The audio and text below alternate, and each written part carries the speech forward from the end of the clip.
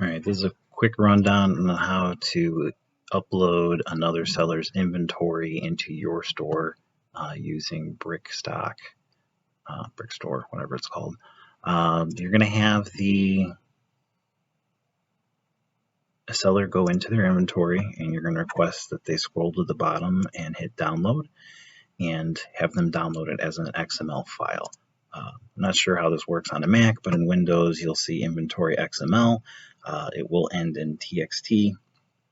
Either way, so you've got their inventory and you want to import bricklink XML. The default is looking for XML extensions, so I'm going to switch it to here. So you've got their inventory file. There's some really important changes you're going to want to make in here before you dare upload this. First, I recommend saving this as a BSX file. At this point, you get a little better undo and change tracking, so you'll have the BSX file to work on. Things you're going to want to make sure you change. Obviously, the remarks field are the prior seller's remarks. You'll likely not be putting things in the same location names, so I'll just highlight all the items and clear the remarks. This next one is super important.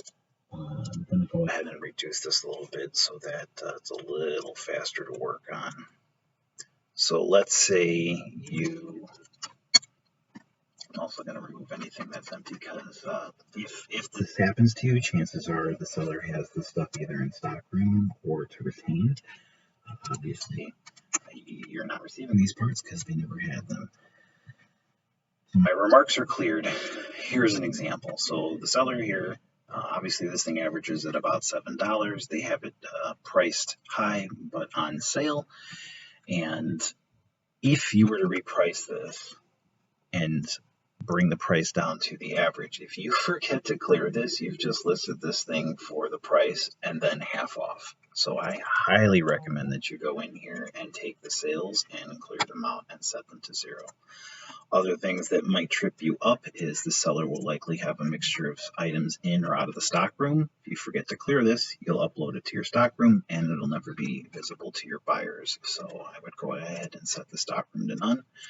The seller may have tier pricing, so you'll want to review that and make sure anything is cleared out. Also, the seller may have a mixture of things they choose to and not to retain.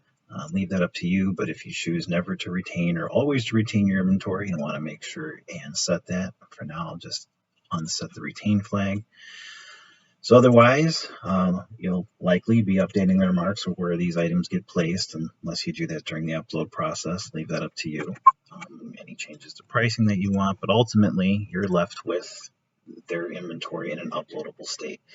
You're not updating your inventory, you're uploading new inventory. So when you do the file export, be sure you're choosing mass upload, and that'll put it into your clipboard.